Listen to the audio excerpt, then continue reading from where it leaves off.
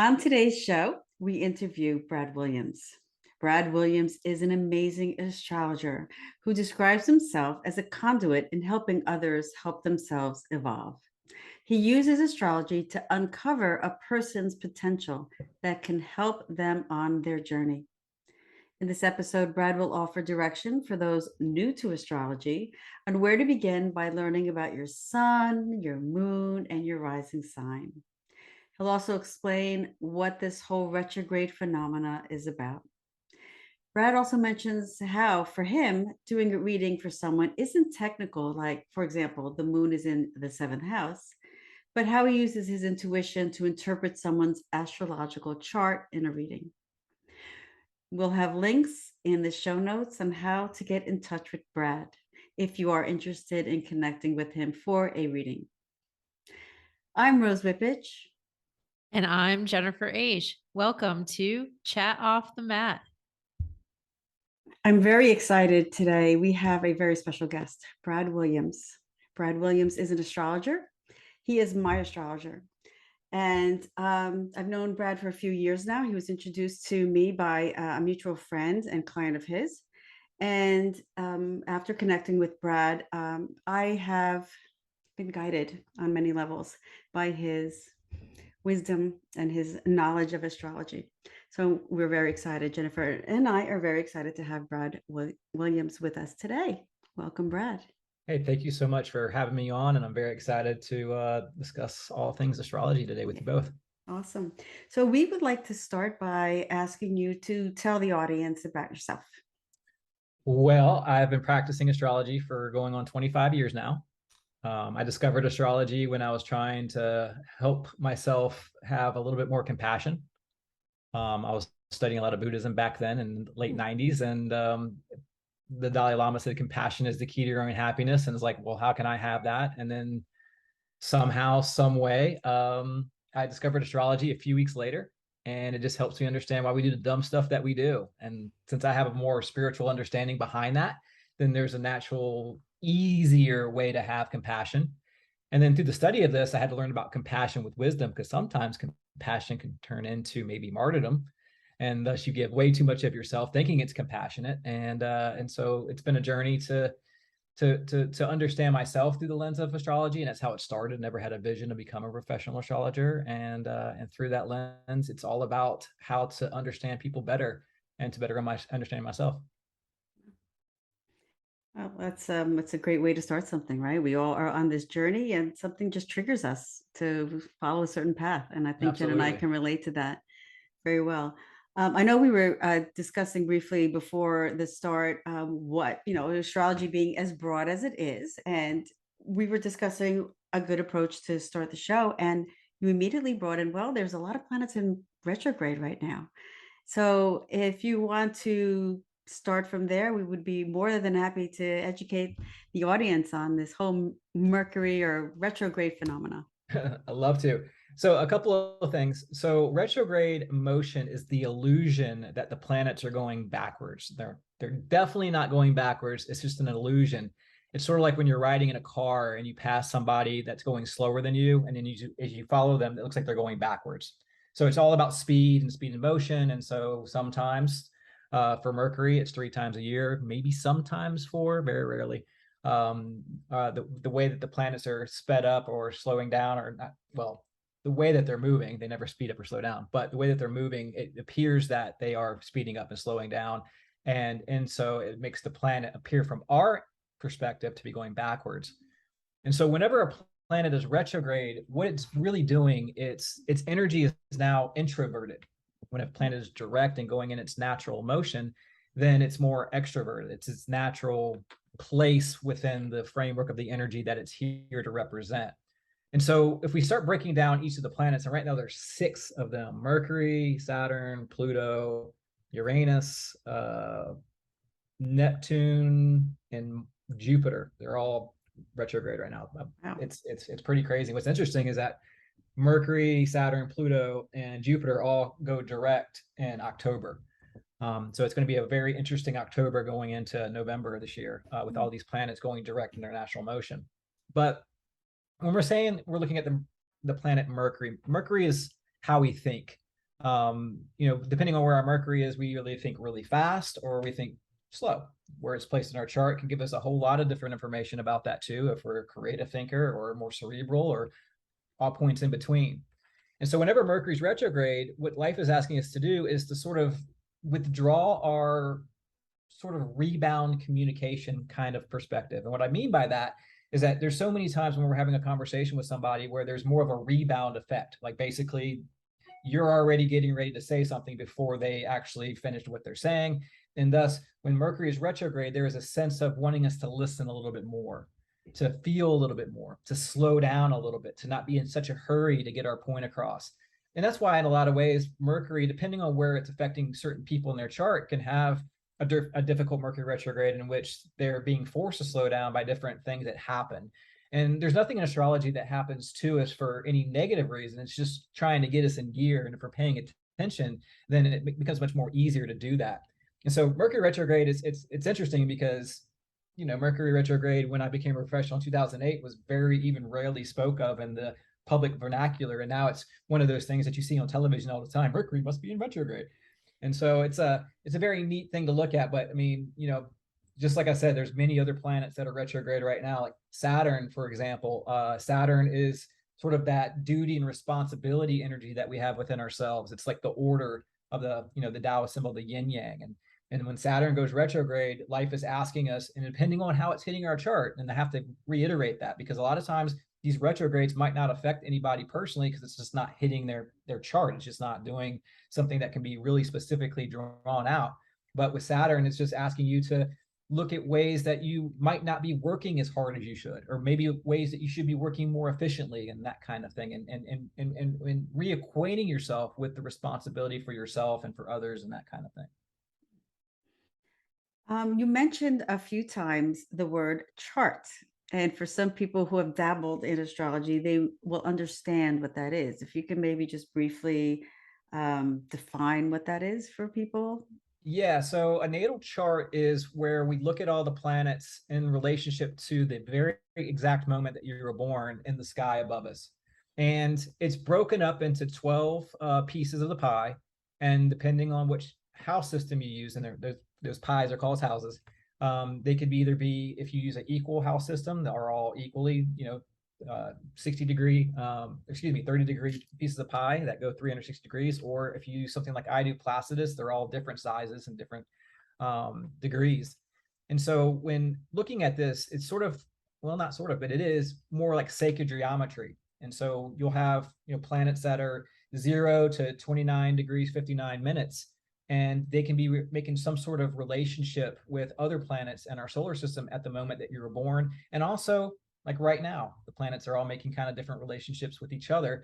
And depending on what type of relationship that they're making, it could be tension, it could be release, it could be expansion, it could be many other kind of ways of looking at astrology. Because one of the things that Rose, is working with me is that I don't look at astrology negatively. Some astrologers will look at oppositions or they'll look at squares. And these are different kind of angles and aspects that are in astrology. And an opposition is a planet that is completely opposite of where your natal planet is. Or let's say that it's a square, it's making a 90-degree angle. And so when we think about the corner of a square, that point coming together, it's creating a lot of tension. And out of that tension can come a real beautiful release. And but a lot of times, some astrologers and some people that are just dabbling in this will think that these things are here, oh, we got to watch out for that. But for me, in my perspective in this is where the work's really getting done. This is where we can really pay attention to what the tension is trying to tell us and teach us. And so in so many fundamental ways, the chart in and of itself is just a voice speaking to us from the universe, if you want to say that. It's to me, it's a bit like the Matrix and all the little code coming across, and Neo could actually see the people and the things going on in that. And so that's what astrology has become for me over 25 years of practicing it. Is it's a bit like that, where the whole person sort of starts to come out of the chart. And I'm not going to be so arrogant to say that I can see every complete nuance of a person, but I get a nice little caricature of them in a way that we can co-create together and figure out where this stuff is really functioning in its most beautiful way or in its most difficult way that's trying to get you to the most beautiful way.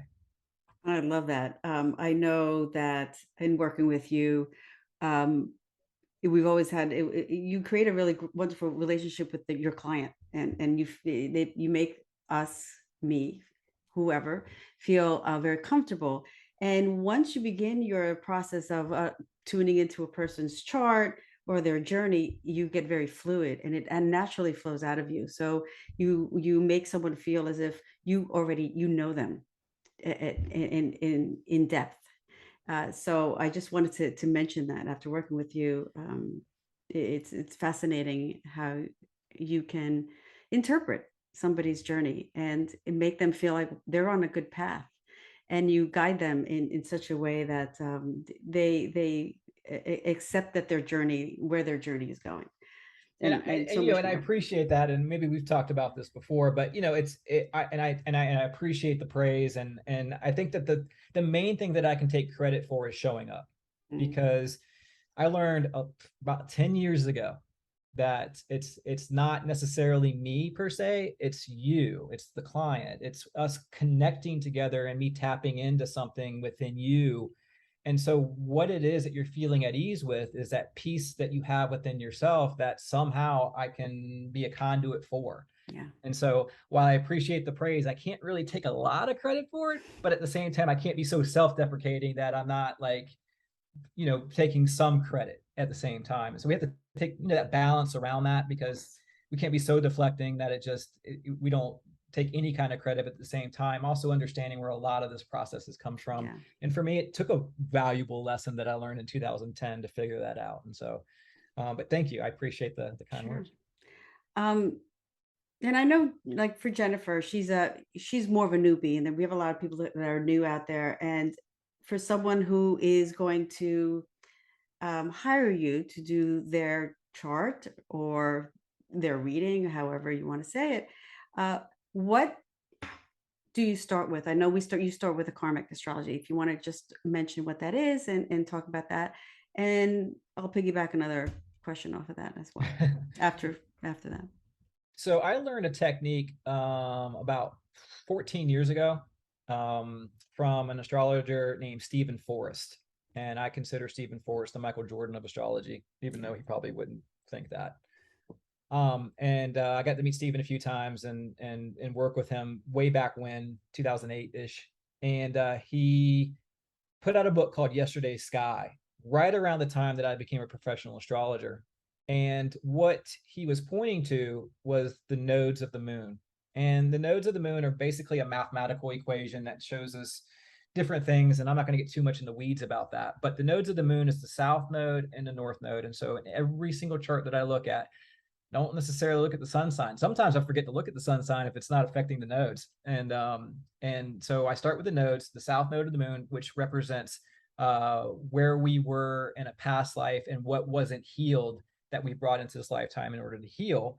And so, but also at the same time, and you heard me say this in the first reading, and I say this in every single reading, you don't have to believe in reincarnation in order for this to work. You can look at it as some sort of allegorical story. And so I don't try to put some sort of ideological pressure on my clients to believe in anything that I believe in spiritually, but it still works the same way. And so the South Node, for me is in Taurus. And so I've come into this lifetime trying to maintain comfort, which you pay a price for that. When you want everything to be like always structured and everything to be like, dependable and accountable and all these different things. And then the North Node, which is the opposite of that for me, is in Scorpio.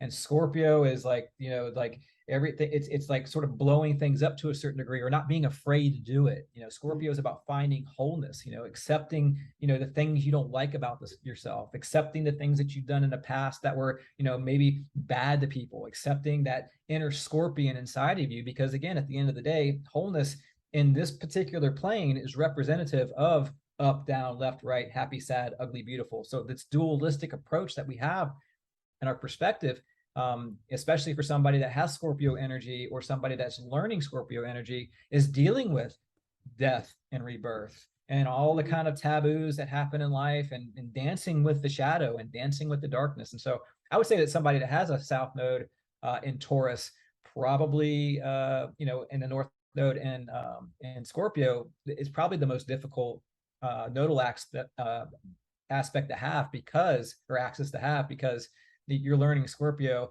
out of trying to keep everything safe.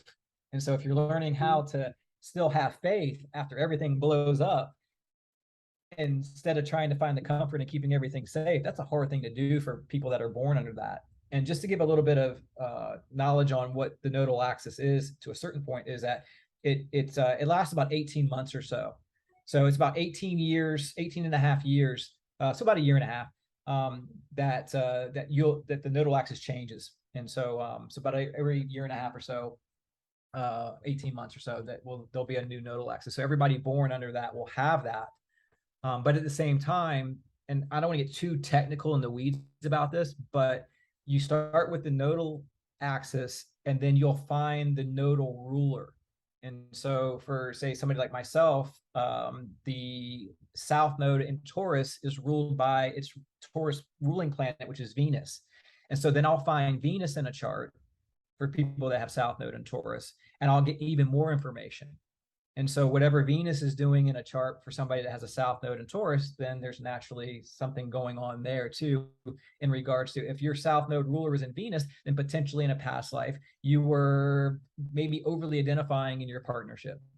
Basically you sort of wanted to merge into them.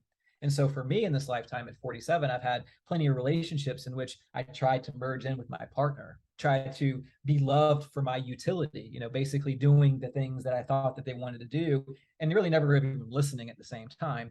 And so now, I'm in a partnership now that I don't try to do that. Like I can be an asshole, like I don't plan to be, but you know what I mean? We all have moments in the day or weeks or whatever, where we're just not feeling good, or, we didn't get enough sleep and then we're just grumpy. And I never thought I could ever not be that in previous relationships. And now I do. And it's such a liberating space to not always want to control the comfort of life. And sorry for talking about my chart so much. I just know it and I can explain it from that perspective. Oh, that's fine. And give some insight around that.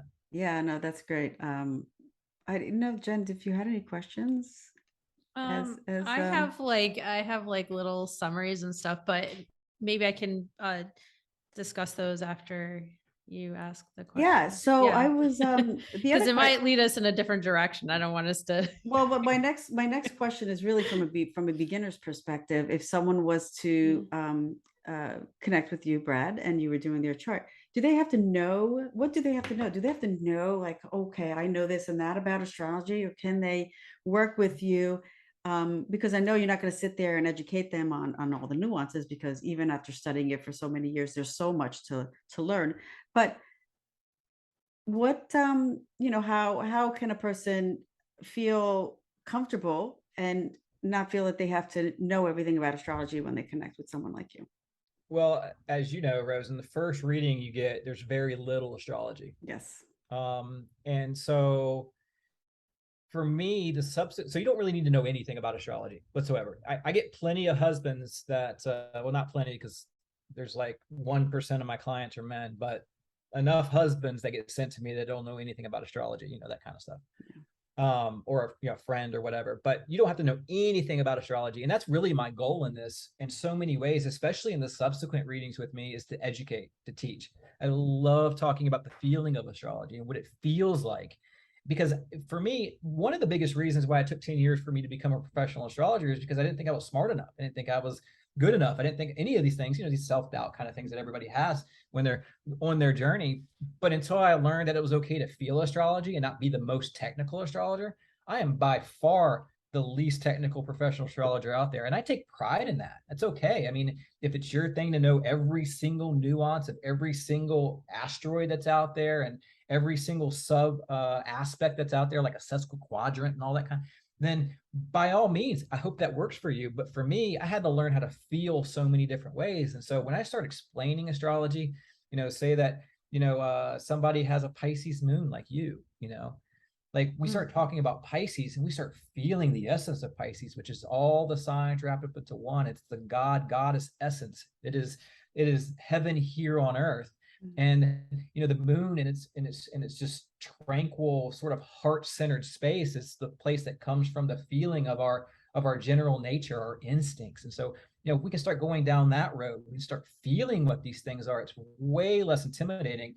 And there's very simple ways to really get down to having a lot of information about yourself with sort of a lot of the other technical stuff being pushed aside for a while. And one of the ways that I teach this is sun, moon, rising sign. If you can just learn those three things, you're going to have a lot of information about yourself. So the sun is our ego. It's our brightest us. It's like, it kind of gets overplayed in so many ways, but at the same time, it's still very important. It's our, in that inner drive. What is that? Our sun that is nicely aspect is going to keep us on a nice trajectory around what our ego represents and what that ego drive is. But say that, there's some difficult things going on with the sun. Maybe it shows up that you didn't grow up with a father, and the father in a lot of ways represents the ego development of the child, whether it's a good father or not. There's a lot of studies out there that show that the differences between having a father and not having one and the ego development of children, especially young boys, is the fact that, like, okay, so now we have to look at this and redevelop the ego from your own perspective. How can you work on your own ego so you're not somebody that is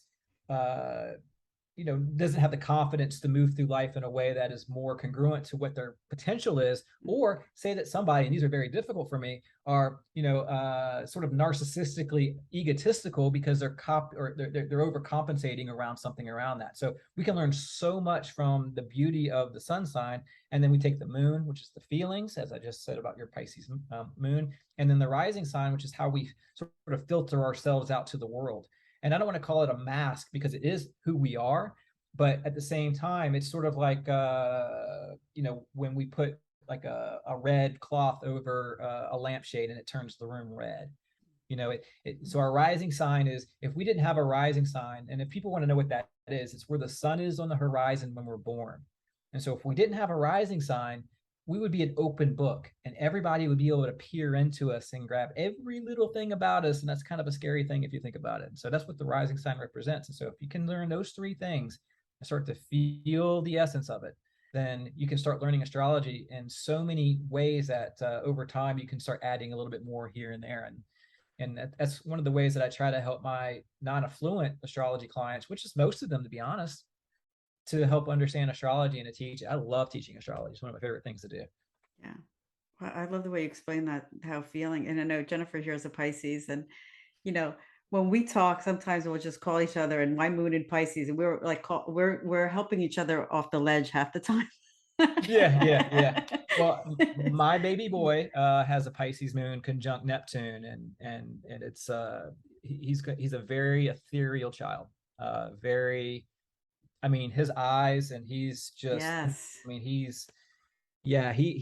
gets in there. And the neat thing about it is that, the Pisces energy it's very difficult to be here on Earth with Pisces energy because it comes from utopia. It comes from heaven. It comes from just universal love.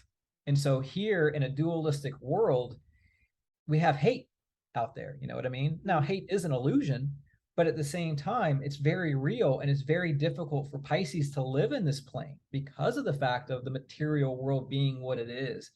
And so one of the neat things about, my son Ezra is that he's got a lot of Capricorn in his chart too. So it's going to very much ground a lot of that Pisces energy, and he's also an Aquarius. And so, there's some similarities with you and I Ezra. know. Because I have a lot of Capricorn as well. Yeah. Interesting. Yeah, I see his eyes on Instagram. I see his pictures. His eyes are like, he's, that's the Aquarian. Like they're ready. They're looking around for the next thing. Bright eyes. Well, when one day on your next reading, I'll bring him down here, and he will just look into your soul. He does it to everybody, and it is so. It's funny because he'll look at you, and he'll look at you for a long time, and some people get really intimidated by that. A little 7-month-old baby, like, really, because it's an uncanny, weird kind of thing. Because a lot of times your babies they'll look at you and they'll smile, and then they're like, no, he's like, if he meets you for the first time, he is looking into your eyes and getting in there. And I really wish I knew what he was thinking or feeling, but it's going to be interesting to see how this chart plays out and what he does as he gets older. And I'm just trying to get out of the way so I don't mess him up like I messed up the first one. It's interesting that Yeah. you said that about Pisces though, because I really do have a difficult time with like harming other things Yeah. in the world. And my husband sometimes doesn't even tell me about something that he's heard in the news, like maybe, somebody murdered their child, or with animal abuse, like they're like all those spectrums. Like sometimes at night I lay awake just like praying for all living things to not be harmed. And it was Yeah. interesting that you said that with the dualistic thing, because that's something I struggle with a lot. I'm very sensitive to people's like pain and suffering, if that makes sense. Yeah, it does. And it's interesting because one of the things I try to help people with a lot of Pisces energy with is the Hmm. understanding that there's no such thing as death. Hmm. And so we come here into this plane to work on karmic responsibilities. And if this plane wasn't supposed to be about that, then it would be all puppy dogs and rainbows. But if we're Yeah. learning lessons, then we have to have or be provoked by different trials and tribulations that cause us to have the pain that we're going through. And I don't want to put like this cause effect kind of thing too directly onto that. Hmm. But if we're learning karma in this, or we're learning to deal with karma in this life, then sometimes somebody has to be the bad person. And that's unfortunate. And there's some great books out there. They're very simple books. The Little Soul in the Sun is something I always recommend to Hmm. people to read, to give us a very general but it's a children's book, a child way of looking at some very complicated things that we're dealing with in life, and our responsibility as souls. Hmm. um it's this sort of point of view can also be used as a spiritual cop out, and so I'm very like gentle about how I say that, because it's like, well, why does it matter then if but it does matter. And so karmically, as we build that compassion within ourselves to understand that we can't take on the burden of responsibility of everybody else's pain, then all of a sudden we start to channel this sense of freedom and personal responsibility that's sort of given to us by higher spirit, whatever you want to call that, God, the goddess, or Hmm. the universe, or whatever it is. And so, sort of as best as you can, and I know that these words, it has to be applied over and over again. And I don't take this lightly. Pisces energy is so intuitive, so feeling, but it is also part of your responsibility to learn how to live in this world without the fear of that.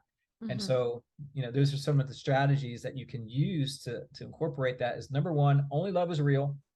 Anything that pulls you away from that is an illusion.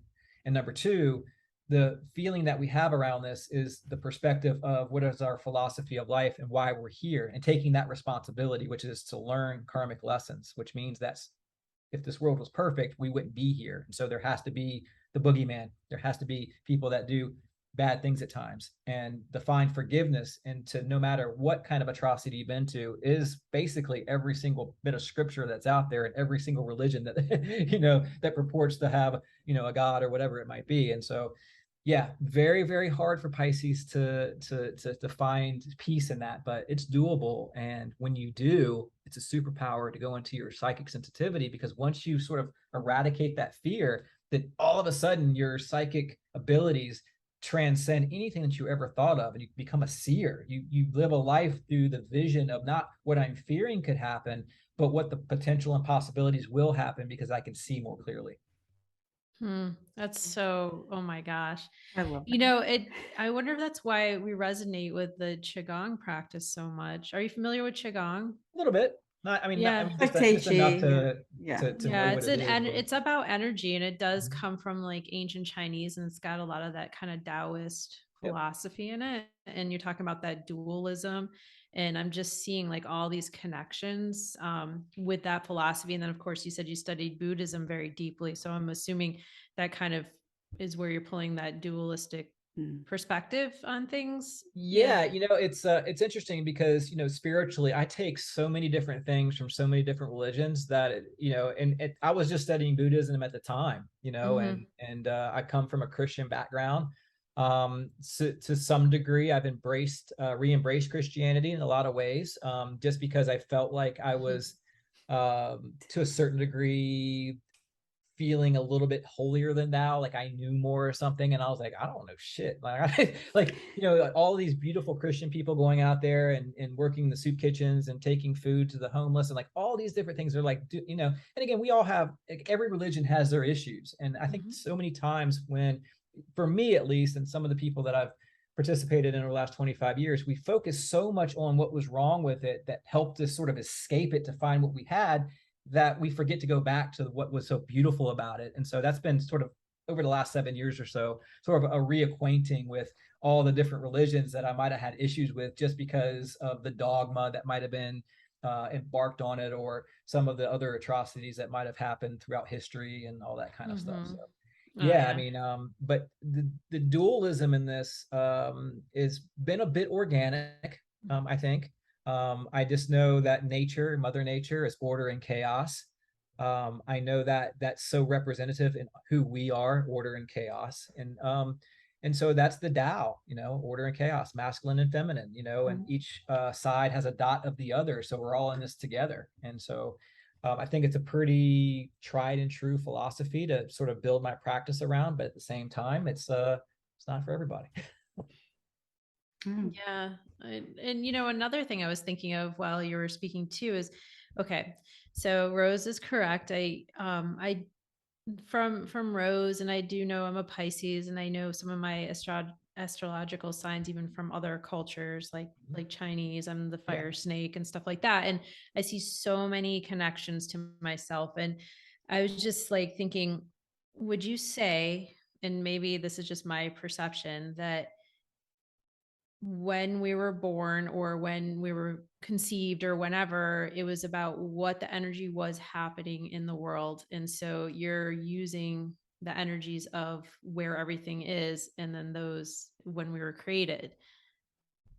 Do you see what I Yeah, mean with that? I mean, I know it's a little I so like we're all energy, we're vital, we are vital absolutely. energy. Like, I mean, set aside from religion and faith, which Mhm. I too have that as well, and I consider this maybe a little bit a separate thing, right? It's more like energy and spirituality.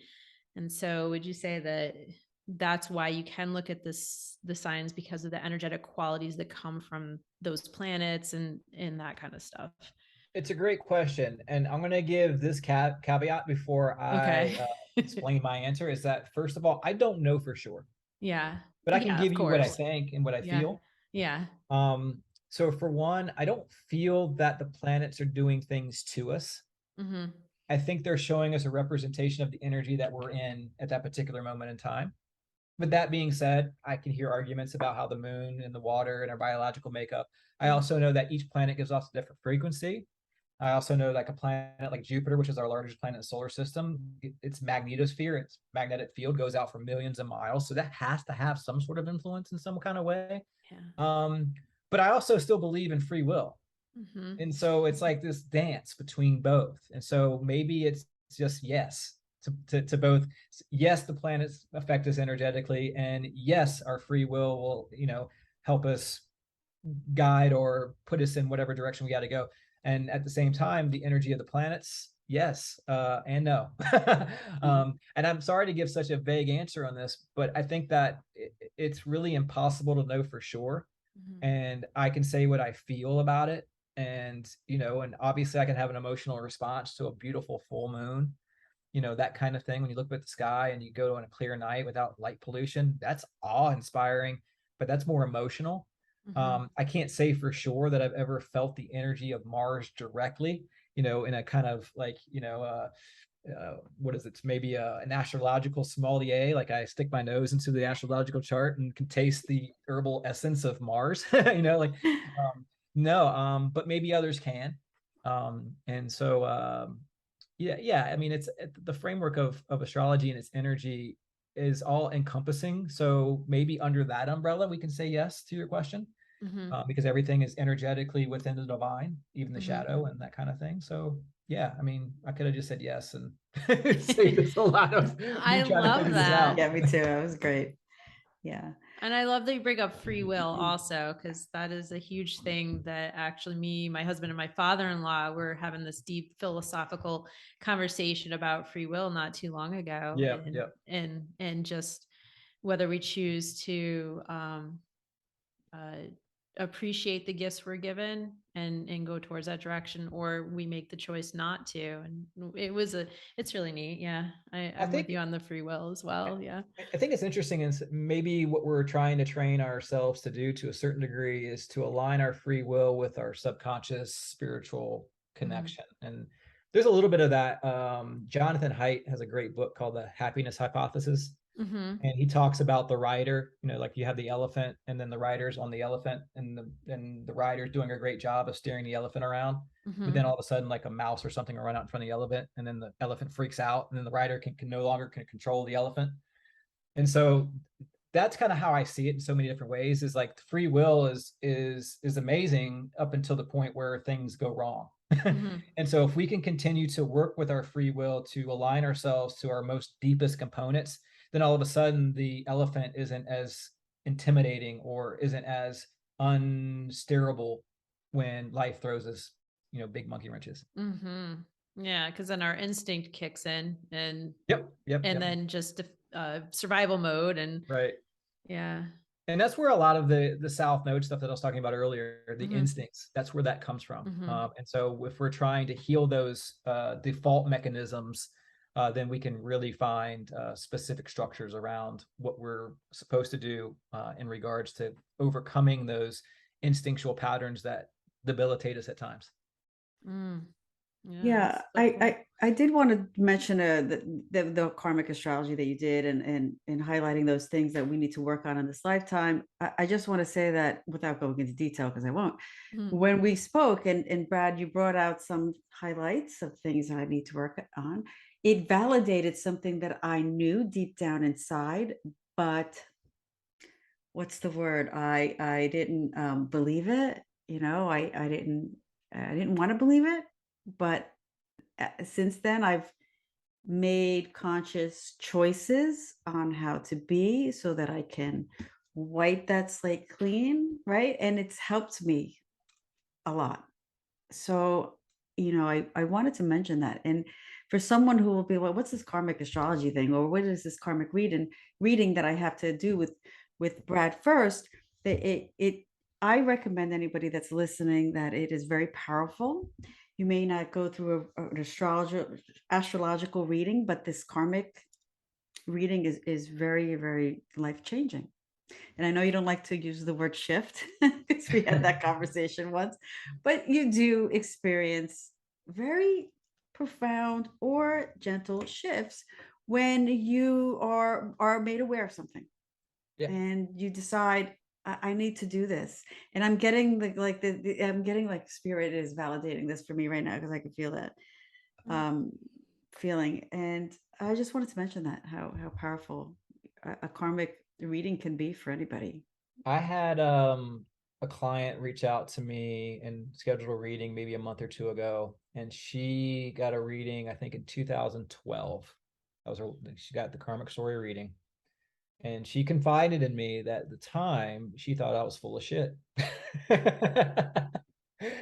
And in a very loving kind of way. And I take criticism so well these days, but it really was a criticism, because she was basically saying, and then boom, boom, boom, boom, boom, and then I had to reach back out to you, because when you gave me this reading initially, I was just like, there's no way that this can't be, and all these kind of different ways. And then it was it was pretty interesting to hear that feedback after 10 years. But again, I'm going to reiterate this. I'm a conduit to you. I did some readings the other day for a group of women that came into Nashville. And I had a woman that was there, and I'm not going to give too much details, but basically I was like X, Y, and Z. And she looked at me like I had 3 heads. And I know that look. And I said, look, in about 5 years, just come back to me and let's see if any of those things had applied themselves. And we'll see if they do. I'm not always right when it comes to this stuff. Maybe I was having an off day. I can't say, but it felt like I was connected at the time. And I felt like, this person in the framework of her chart wasn't fully aware of her full potential, and the way that she's lived her life had maybe put her in situations, and karmically you can see that, where she's not seeing who she is, or in a way maybe she sees who she is, but maybe she doesn't think that she deserves it, or maybe she doesn't think she's good enough, or maybe this is the way that she was raised and this is the way that she's supposed to behave, and like that kind of stuff. And so, but yeah, no, it was a beautiful chart, and one in which the potentials are real for her to come out of her skin, so to speak. And so I'm excited to see that happen. But again, free will is there. And one of the things that I've had to learn, and this is a little bit of a different kind of thing, and I just want to put it out there because I'm learning it, is I see the potential, or the chart sees the potential of the person, and I can get really enthusiastic about that. But what I've learned over the last few years, I'm still learning all the time, is that not everybody is willing to eradicate those south node patterns in the time frame in which I might see it for them. And so I have to back off a little bit on sort of perpetuating what they're supposed to do in regards to the oversimplification of, if you do it like this is what's going to happen. Because obviously, no matter how old somebody is, whether they're 22, whether they're 36, whether they're 45, if you're not ready to do it, you're not ready to do it. And that's okay. That's okay, because we just have to find the space and the understanding to eventually leave these old patterns behind and see ourselves more clearly. And the chart can show that. I can talk about those things, but as much as I love my clients, and this, Rose, I mean, my heart is in every single reading I do. I've only done one reading in my life that was for money. That was a long, long time ago, and I'll never do that again. If I'm not feeling up to it, I reschedule, because I have to be present and everything into it. That was the worst reading I ever gave in my life.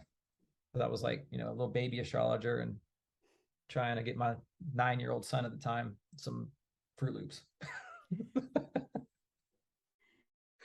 I appreciate what you said. It's very, and I encourage everyone out there to give this gift to yourself, a karmic reading, an astrology reading. It's guidance, and it's just, I don't know, it's so helpful. So I did want to say that. Is there anything else? Oh yeah. I have to ask you about your past life regression training that you did recently with Brian Weiss, or under the guise of Brian Weiss. Well, okay. So it was influenced by Brian Weiss, right. And it was influenced like 15 years ago when I read. But the time is right now, right? Many Lives, Many Masters. Yeah. So I am in the process. I am not ready to put it out there for the world just yet. And it's been slow going. I got trained last December, had a baby. Right. We've been doing a lot of traveling. Hear all my excuses coming out. My office is finally done to do it. It's beautiful. And so, yeah, there'll be more news about that in the coming months, maybe the first of the year, as I get more what I might just call practicums. So Rose, if you come into Nashville, we can do it. Yes, I'm going to touch base with you. And Jennifer, same with you. And so for now, if there's anybody in Nashville listening to this, just reach out to me and I'll have you over to practice. Yeah. We'll see how it goes. But for the most part, it seems to be, when I'm able to practice, to go well, to go into the imprints of what it is. I think it's going to be a nice layer with my karmic story. Because one of the things about the work that Brian Weiss has done is, through the hypnotherapy, is to release some of those things that have been very restrictive subconsciously.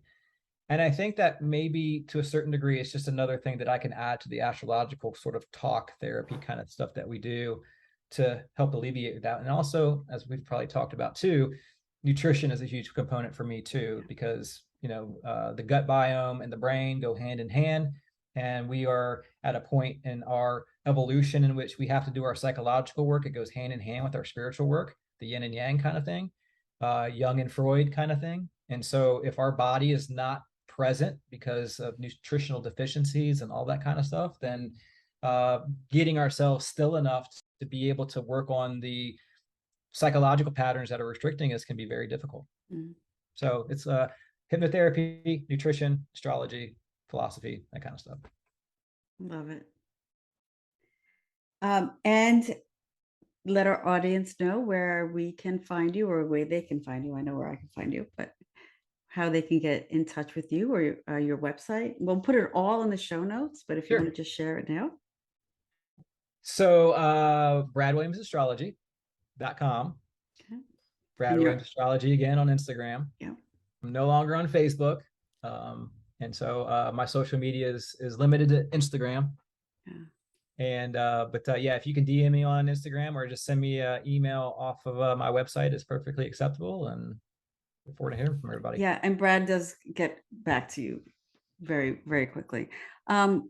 One last thing I just want to ask is any thoughts on the monarchy and the changing? Today is the day we buried, or Queen Elizabeth has been buried, and the energy will change. I was just wondering if you had any thoughts about that. I wasn't going to go down the political road because I'm not Well, it has to be political. interesting. You were talking about all these retrogrades and stuff, right? And in the nodes, yeah. Yeah, And, he's King Charles is a Scorpio, that I know. Yeah. So I think he has the same birthday as Lauren, my Lauren. It's a couple of things because, there's a certain degree of old and new, obviously, in this. But Charles he's a bit old, Yeah. He's been waiting around a long, long time. And so I don't think there's going to be much of a change there until his son takes it. Right. The way that, because I appreciate both sides of the argument, because it is a bit political at this point in time, especially in other countries, to the monarchy and what it is and what it isn't. And I appreciate both sides of the coin on this. I really do. It probably doesn't help that I have a Libra Mercury where I see both sides of everything. It's a curse. But I don't know. I'm a little bit, I love history. I love the show The Crown. Right. So I'm a little biased towards the monarchy to a certain degree, but I'm also like an American too. So I'm like, the Boston Tea Party and all that kind of stuff. It's like, okay, yeah, we don't, but no, I don't really have a whole lot to add astrologically as far as the passing of this. It's not something that really perked my interest to dive into, because in so many ways, I only really focus universally on everything that's going on in the world astrologically when there's a big planet about to change signs, like Pluto is going to be going into Aquarius here in the next year. Yeah. And that's going to be a big shift and stuff like that. But for me, I hang my hat on personal interactions, group interactions. There's a lot of trying to figure out the world. That's just not my wheelhouse. And I've accepted that.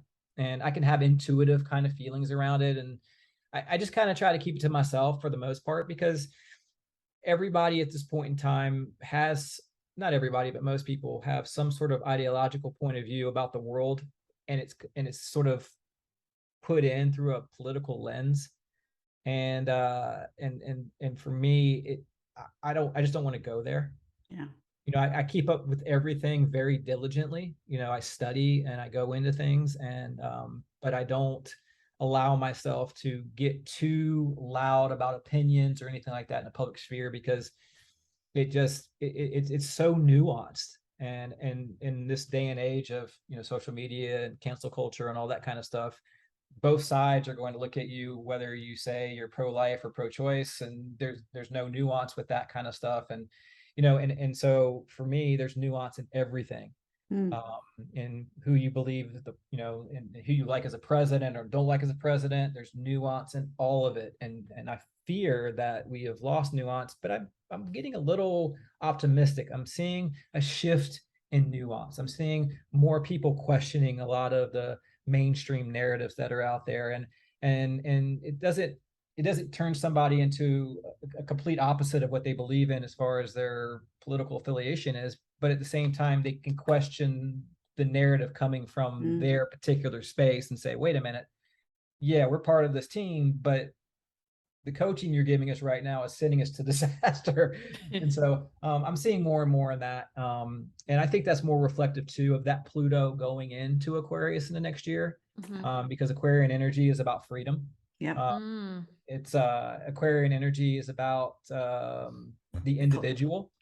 The individual, but also the collective. Yeah. But more of the individual loving the collective. Correct. Yeah, that's right. Because it's the lover of the whole instead of the single. It's very humanitarian. Yeah.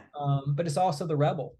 It's also the outlaw, those kind of things. And so I think that you're going to start seeing a more individualistic approach to things over the next 10 or 15 years as Pluto sort of brings more of a heightened sense to our consciousness, because the biggest minority in the world, in the whole world, is the individual. Like we're all, again, we're all one, but we're not the same, as U2 likes to say, And so, but the thing is that the beautiful thing about our individuality is that the more that we know ourselves as an individual, the more that we grow and we become more impactful as an individual, the more that we unconsciously help others, because we're being more authentic to who we are and less projection. And so we kind of have to bring back that a little bit, maybe not to the extreme of like this isolated kind of, I am on my own island, but at the same time, a little bit of both. A little bit of group idea and a little bit of individual idea. And the individual never succumbs to any group because they know better than to get trapped in sort of this space that where I have to think something of the same ilk as everybody in there to belong to this group, which in turn sometimes means that I'm going to get ostracized from that group. And so anyway, I went on a tangent about that. I'm sorry, but no, it's great. I think you're spot on. Yeah, I totally agree with you. Yeah, same here. And just as my children, I have twin boys, of course, first year of college, just as they'll be, graduating college and going into that energy that's with the Pluto energy, I think it's a great place for them to be in. And I'm excited about that, It's another turning. We go through the cycles. You like history, and I love history as well. And that's why it's important to know history and study history, because we tend, if we're uneducated from history, then people can do the same thing to us again. And absolutely. It's like, oh, well, it's not the first time this has happened. No. It's it's interesting because the way that the karmic story works for me is I have a technique. I draw everything down. I know the karma, I know the story, but then I close my eyes and ask when and where. And then I get a little bit of a vision or something, voice, whatever it is, and I write it down, and then I'll Google it. I mean, I'm using the tools that I have. These are the tools that I have. Like, an artist, a painter is not going to go out and make their own paint anymore. They're going to go to the store and buy the paint. For me, I have the internet. And so when I tell a karmic story, I already know everything, but I can add a lot more detail by going to that particular time in history and sort of looking up what was going on at the time. Because if like I have somebody that has a South Node in Aquarius, well, they overly identified by a group that might have been partly wrong. And so say I go back to, I close my eyes, ask when and where, and I hear, Georgia, 1863, or 1825 or something, which means that they probably fought. And, especially if the technique that I'm showing is war and all that, maybe they fought for the South in the Civil War, and they were at least partly wrong in that, or at least they were really wrong. And so, those kind of things, are part of the process for me in regards. It's not always, the karmic story isn't always just me knowing history. It's me actually studying history and looking it up and seeing what's there. And I feel very much led a lot of times in doing this. I remember I used to be really sheepish about telling people that because I didn't feel authentic, but nah.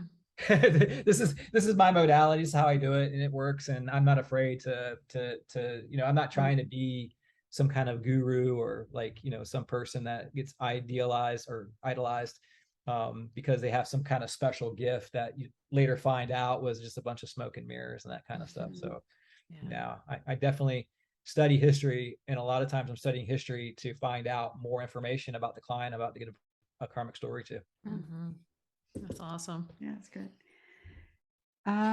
Well, we can't thank you enough for being I here today, know. Brad. It was really special to have you on. And I know that everyone out there is really going to think differently about astrology on some levels. And maybe even you have sparked some interest in many people to learn about their sun and moon and rising signs and hopefully connect with you and to validate or clarify anything that they're going through in Sure. their lives. So, yeah. So, we'll put everything in the show notes, the books and Yeah. that Brad mentioned Website. and the Yeah. websites and all Yeah. that. And yeah, so we thank you again, Brad. Thank you so No, much. and thank you so much for having me. Thank you. Yes. Thank you. Yeah.